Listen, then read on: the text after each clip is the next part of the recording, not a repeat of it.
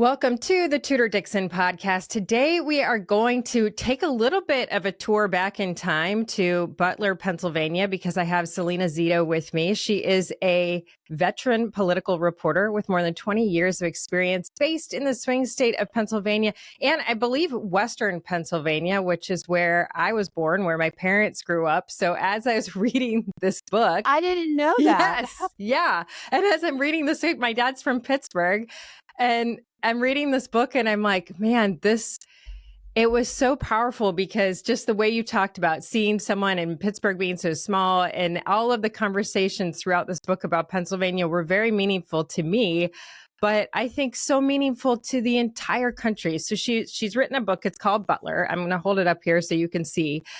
And I said to you before we got on, it's so much more than Butler. So thank you for writing this.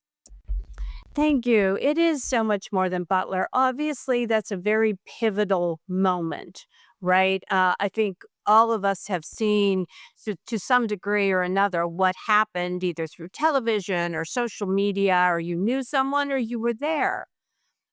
However, the story of Butler is the story of the heartland of this country. And whether you live in Pennsylvania or Michigan or Ohio or Wisconsin, North Carolina, anywhere that is often sort of not thought of as part of elite culture, right? Right. You can see yourself and you can feel, and you read that book and you're like, I know these people. I see these people every day. That's my family. That's me. That's my neighbors. And that is, I think, what is part of what's most compelling about the book. Not just the, that day and what led up to that day. But it also explains why President Trump picks places like Butler to go to, why he picks smaller places in Michigan or Wisconsin or Ashtabula, Ohio, wherever he shows up. He has this intuitive understanding of seeing people that are rarely seen and being able to showcase those people throughout the country by showing up in their towns. Well, as I'm reading this, you start with the day of stress and getting ready, and it's so relatable. As I'm reading this, I'm like, everybody who has ever had anything for business to get to understands this. And if you've been to a Trump rally, you really understand this, because there's that moment where you're like, we have this much time to get there. We've got to get through the line. We've got to get through security. And you had the most important day. You're interviewing the president. Your daughter is going with you. She's going to take pictures. And you have all this anticipation of what it's going to be. It's hot. You're preparing for that. And I think reading it, you're in a different position because we already know what's about to happen. But Right. You're taking us through the before, even the before with the president, because you talk about getting there and they're rushing you in and you think the plans change at the last minute. You think you're interviewing him after the rally. They rush you in. You're like, oh my goodness, are we going to interview him now? But you have this rare few minutes to just talk to him.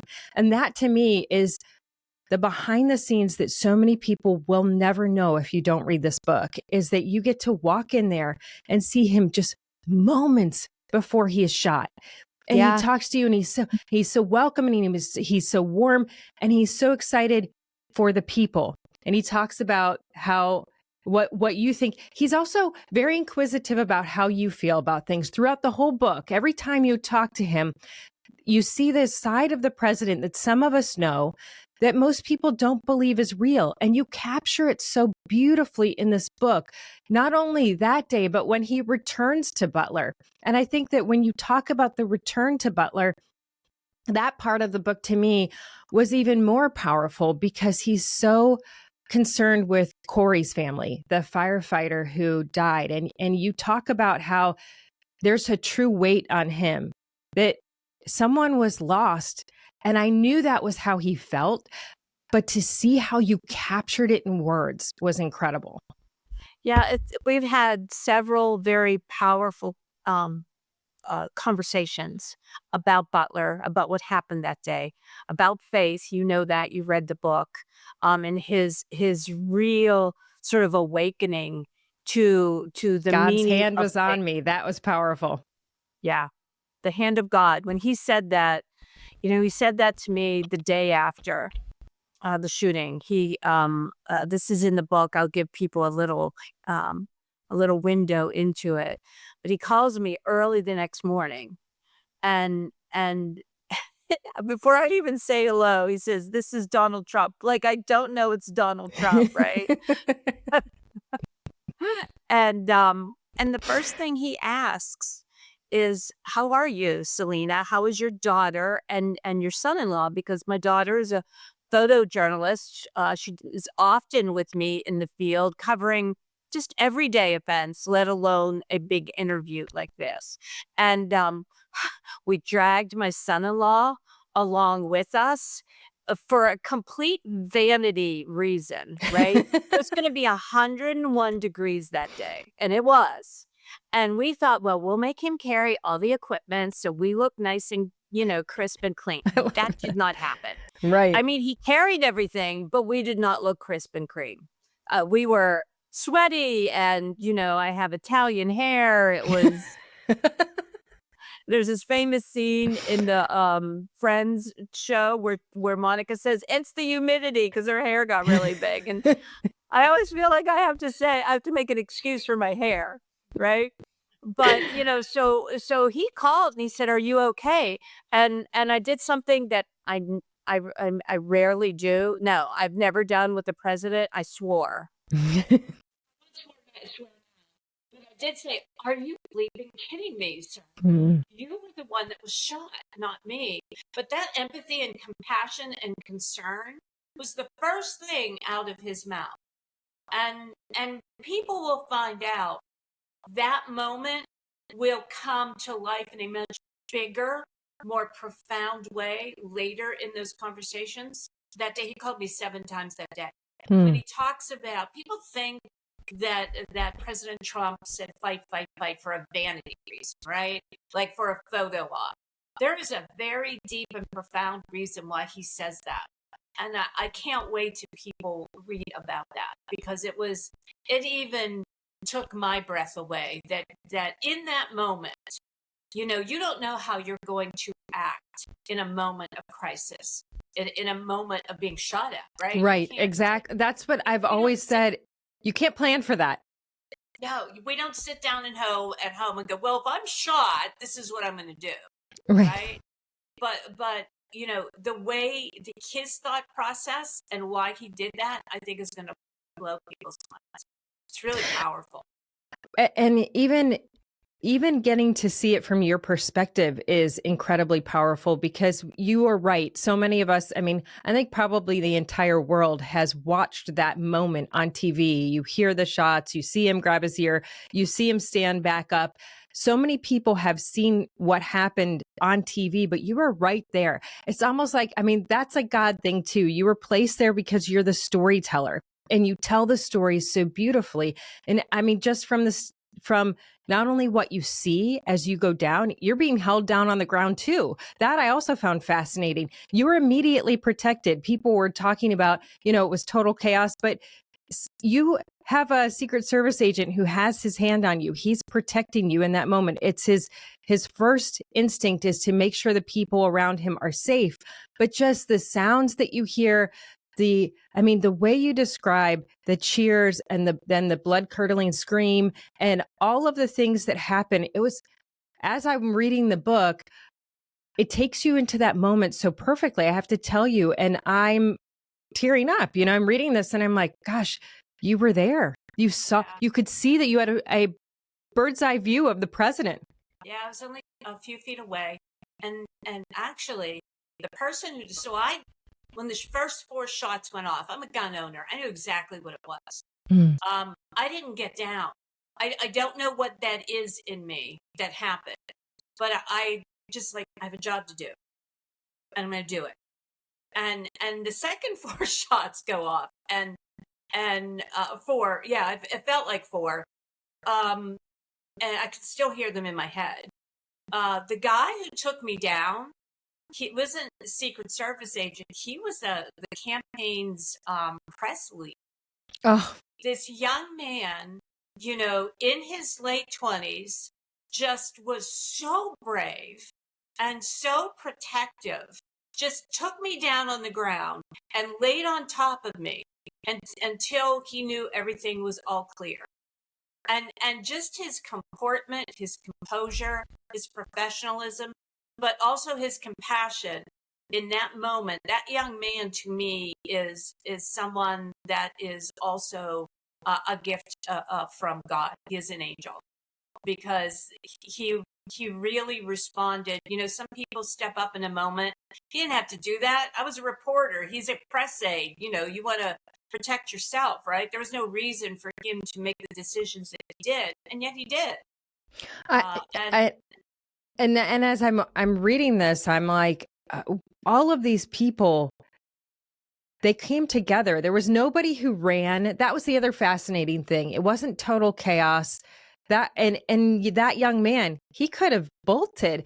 Yeah. All of these people could have just been running scattered. But and that was a conversation that you had with the president too. Even he was like, you know, the people, they didn't freak out. They didn't run. Yeah.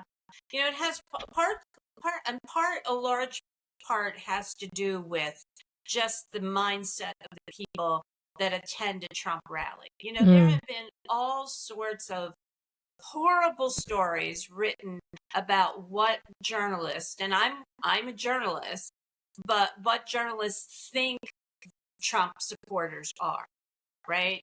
All sorts of derogatory comments thrown their way, violent, racist, whatever ist word they want to use. However, that has never been I've been to dozens and dozens of them, covering them as a reporter, and that has never been my experience. My experience has always been, it's like a Jimmy Buffett concert, right? Except the people trade in parrot hats and Hawaiian shirts for patriotic gear. People believe they are part of something bigger than self. They're with people there to celebrate. And so, you know, you take that mindset and you place it in a very horrific scenario, and the response, while it was surprising in the moment, as you're more reflective, you understand, well, of course that's how they behave. Well, of course people were taking care of each other. Of course no one panicked. Much of that had to do with how the president handled when he was shot and getting up and showing strength. Right. But a lot of it just had to do with, these were people that are part of something bigger than self. And so when people left the farm show complex, which is like a huge farm field, basically, they just left very orderly. They were very quiet. I was held in the back for over an hour before they let me and several other photojournalists and my daughter and my son-in-law out. I think they thought we were injured. I mean, most people who saw that sort of iconic photo, because it was on the front pages of a lot of papers the day after, with Michelle Picard, the campaign aide, on top of me, all you see are my legs and my boots. Thank God I wore a skirt that day. I'm just saying. Thank goodness I had the wherewithal, because my legs were up in the air. But people recognized me because I always wear cowboy boots. Everywhere, with a skirt, dress, gown at my daughter's wedding, I always have cowboy boots on. So there were a lot of people that thought I had died. You know, including members of my own family. Oh, wow. Just because of that photo. But I'm getting ahead of myself. As when we came out, there was nothing left in the farm field, right? Everybody had exited. Everyone had exited very quietly. And there's that sort of beautiful crane with the American flag is still flowing. It was very powerful to see that. There were water bottles all over the place. The garbage cans had become overflown, and people just dropped them to get out of there. And there was a wheelchair in the middle of the farm field, but yet there was no panic. And we get over the hill to where they had the parking area, and nobody had left because they didn't let anybody leave at this point. I saw the most miraculous thing. people were out of their cars, they were talking, they were hugging, they were sharing food, they were sharing water. And it was, and I talked to other journalists that covered it that day, and they said they never saw anything like it. There was just this calmness that was really something to be admired in that moment. Even when you talk about going back and sitting with in that hour that you're sitting with the other journalists back there, just the emotion that you go through and that you talk about that's in that room in the moment. And it's so real and it's so raw. And it really, I love the way it takes us into this glimpse that none of us would have seen. But then that's not it. I want people to know that the book is so much, there's so much more depth than that, because you take us through the campaign. Then you kind of bring us full circle back to Butler, and you take us through all of the other things. You take us through Puerto Rico, and you talked about the reporters that want to attack the president on a regular basis and say he's racist, and that this was the moment that they thought, okay, we've got him. Now we're going to raise Kamala up, and this is it for him. But the whole time you knew, there's like this understanding inside of you, and I think it was what you said at the beginning, that you knew the people, you knew the dedication of the people who wanted to see the country preserved, and they believed that Donald Trump is the person to do that. And I think he's proven that he is restoring the country. I mean, we don't have border crossings anymore. We don't have all of this chaos in the world. Donald Trump is truly a man of the people. But you also take us through something that I think is so important because of what we're seeing in New York right now. And I want to kind of dive deep into this, because we see Mamdani, and he is this man of a million faces. I don't know if you've ever watched Game of Thrones. That's a very good way to put it. Yeah. There's this scene in Game of Thrones that I don't know if you've ever watched it, but it's like the faceless man, and they can become anyone. And that is like, this is literally an evil character in a television show that can become anyone. And that's who I see Mamdani being. However, I think that the play is off of who Donald Trump truly is, but he's not trying to play. And that's what you capture so well, is he goes into McDonald's, and you talk about how there's a joy, and people go, man, there's a joy. People enjoy seeing someone say, I want to be with you guys. It's not that he's impersonating someone. He wants to be with the people. You capture that so well. And I think that's what the Democrat Party is trying to steal, but they're using actors. Yeah. President Trump, I remember the first time I interviewed him and thinking, okay, this is the public perception of him.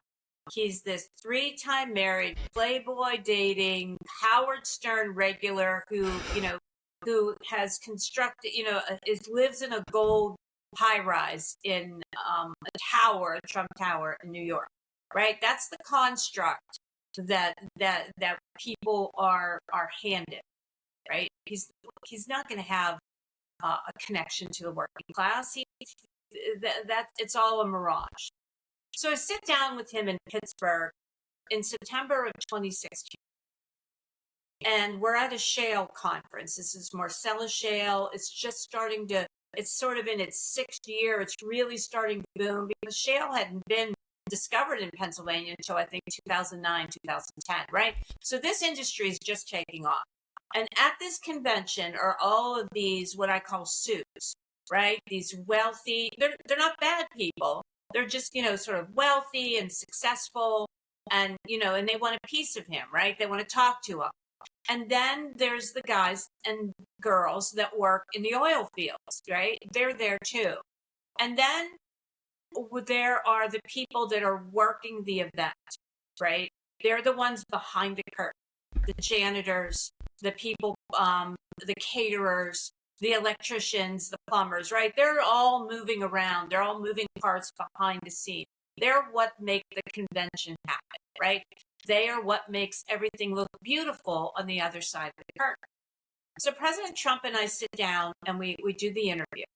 It's in that interview that I say to him, sir, it's been my experience that voters take you seriously, but they don't take everything you say literally.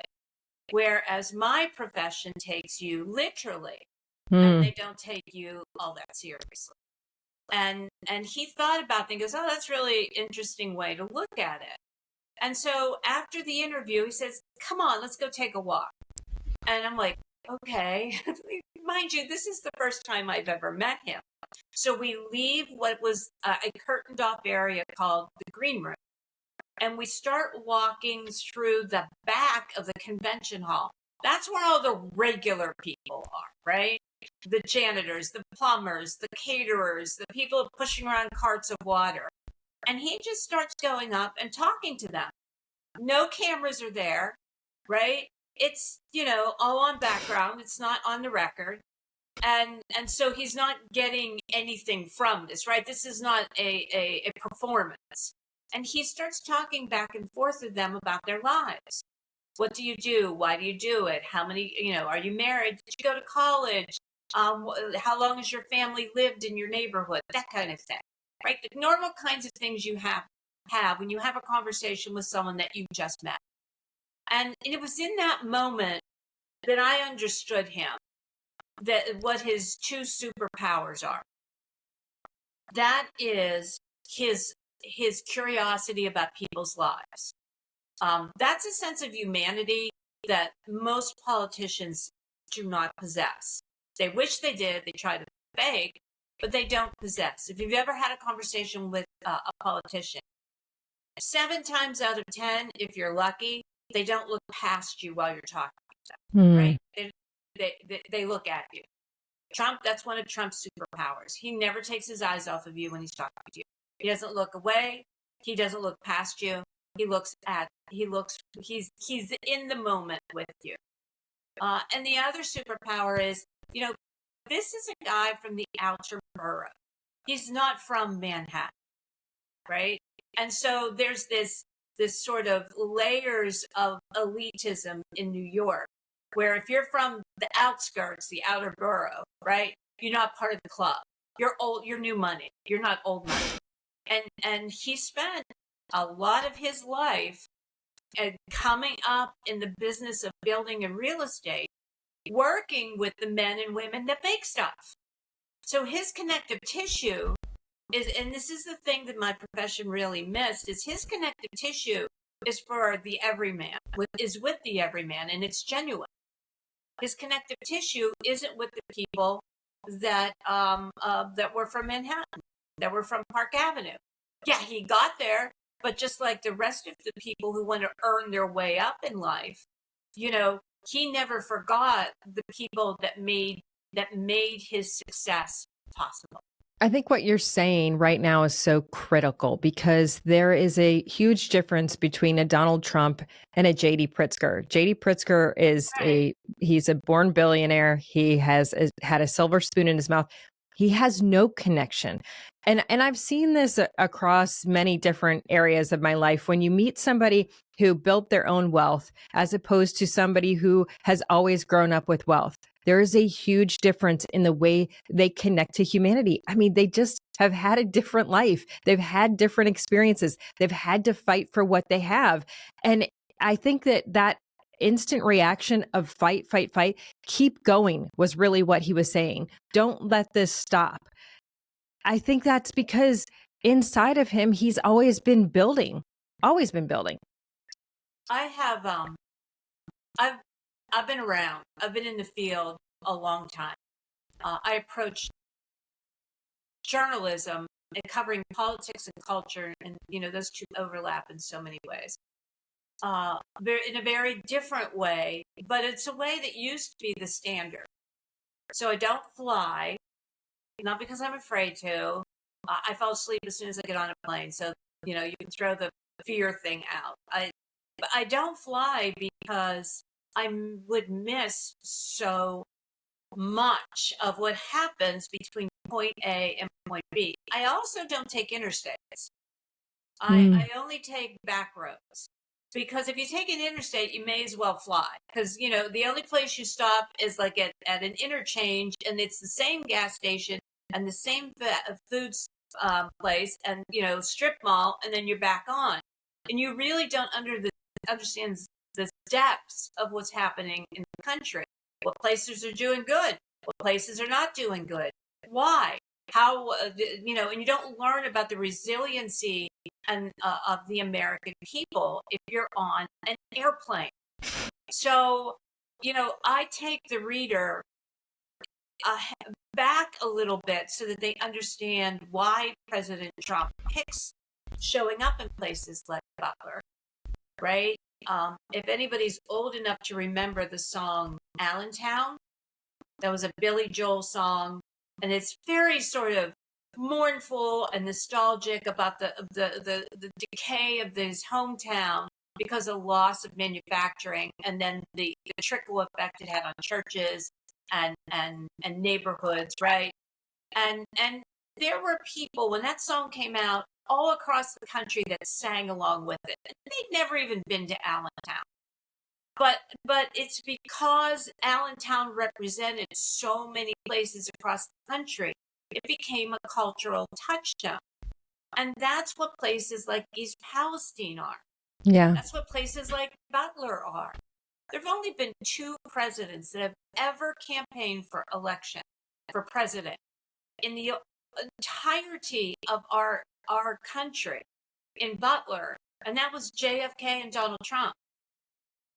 But the fact that you bring up that there were 2 attempted assassinations on presidents there was fascinating. Yeah, so President Trump is not the only president to have been shot at right by their ear in Butler.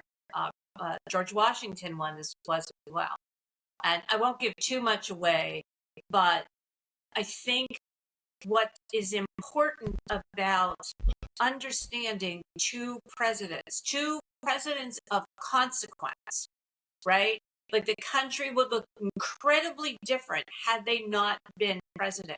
Maybe That journey you take us on, honestly, that is worth going into this book and reading it, because it just, the way you take us through that journey, and then the reaction of President Trump when you talk to him, it brings it all together in such a powerful way. I really appreciated that. Thank you so much. I hope that people understand that this book isn't just about Butler, although that is a pivotal and powerful moment, but it's also a story and a journey through America. And I'm up in Michigan in the story too, as well as in Wisconsin. I usually cover Appalachia and the Great Lakes Midwest. It's about place and how place dominates how we vote. And it is an emotion and a gravitational pull to our rootedness that most political strategists don't even know how to understand. Yet President Trump was very, very good in understanding the nuance and the fabric of why place impacts people's votes. It's why people did not understand why the working class voting for President Trump wasn't just going to be white. It was also Hispanic and Black and Asian in a massive way, because the Democrats kept putting people in silos and trying to disconnect them from each other. Right. That's so true. That's not what was happening in this country. Like, working class voters, Black, white, Hispanic, Asian, they voted shoulder to shoulder with their community because of place, because of how tied they are to each other, to community, and to family. And the Democrats completely did not understand that in a breathtaking way. And so I take the readers inside those moments and inside those families' lives, so they have a better understanding of what is happening in our country. So much so. So I will tell people it comes out on July 8th. It is called Butler, the Untold Story of the Near Assassination of Donald Trump and the Fight for America's Heartland. You read this book, it's going to be more than Butler. Like I said before, you're going to intimately meet characters that you hear about every day. Susie Wiles, an amazing woman. You're going to meet her in this book. Chris LaCivita, even Elon Musk, all of these characters come through, and you can tell throughout this book that the president has this incredible belief in you, Salena, this incredible trust in you. And that's why this is so much more than a book. It's history. It is going to be impactful for generations to come. So I want to thank you today. Is there anything you want to tell people about where they can get it? Oh, you can just get it on Amazon or at your local bookstore. I hope people enjoy it. If you do read it and you liked it, please, comment on Twitter. It's at Zito Salena. I'd love to hear from you. I'd love to hear what your thoughts were about it. I mean, it's great. And at the very least, you have an amazing picture that you get to put on your coffee table. Took that picture. She did. I love it. That's what we were talking about this morning. We're like, I mean, this is a great book to have out. Yeah, she took that as we were, and readers will find out, we're in the back with him right before he goes out, and he has this running joke, and you'll read it in the book, that he always says, "Hey, Salena, you want to go out on the stage with me?" I'm like, no. But that's what I mean. There's this trust between the two of you. There's a genuine, he cares. And that's what, it's not just you. That's how he feels about people. You capture it so well. And I just so appreciate it. It's been such a great conversation. Salena Zito, please check her out. Check out this book. It's amazing. Thank you. And thank you all for joining us on the Tudor Dixon Podcast. For more, you can go to TudorDixonPodcast.com, iHeartRadio, Apple Podcasts, or wherever you get your podcasts. Also, you can watch us on Rumble and YouTube at Tudor Dixon. But make sure you join us next time and have a blessed day.